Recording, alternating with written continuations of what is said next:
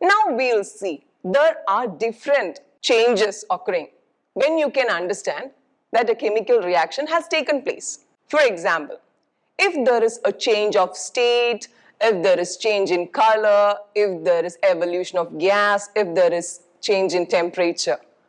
In all these cases, we can say that a chemical reaction has taken place. Now we'll take an example for change in state. For that, we need a piece of magnesium ribbon and a burner, also a watch glass. Now, we have to always rub magnesium ribbon. You know why? Because it's an alkaline earth metal, and so or hence that's why it's always reactive.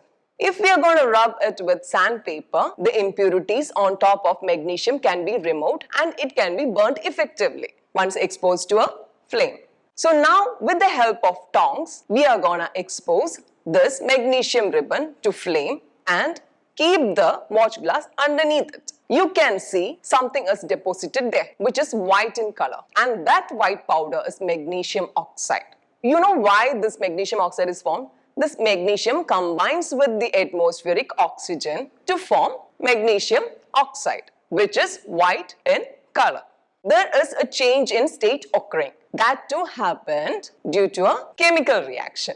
I hope this is clear for you guys. It is due to this reason we say a chemical reaction has happened there. Now let's take an example for change in color.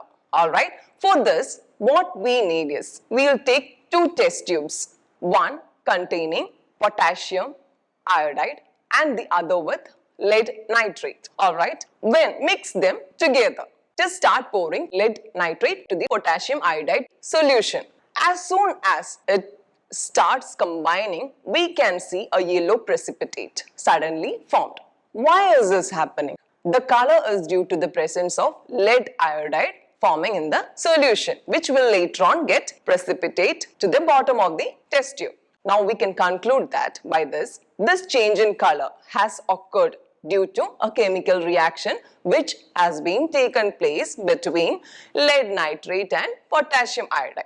This reaction is also called double displacement reaction. Why? Because the reactants in this reaction are interchanging their ions to form a new product.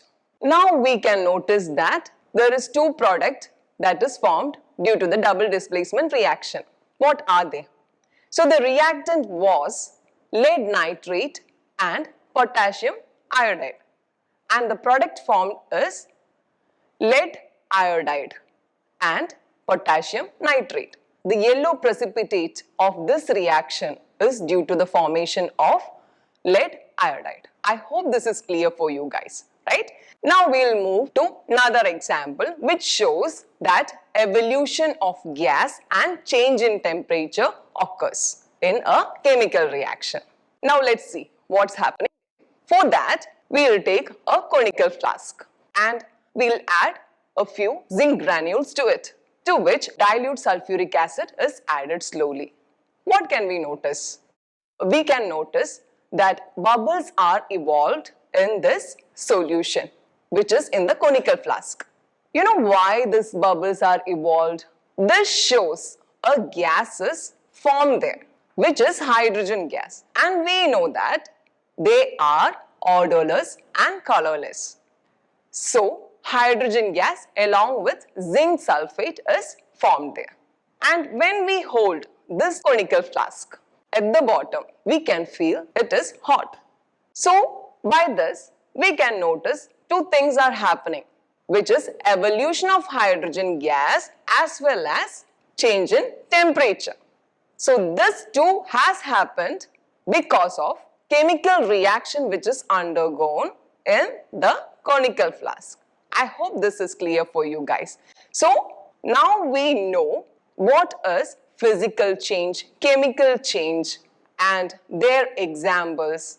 Another thing what we have learned is there are few factors by which we can understand that a chemical reaction has taken place.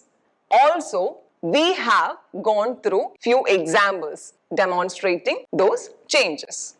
So here we understood what is a chemical reaction.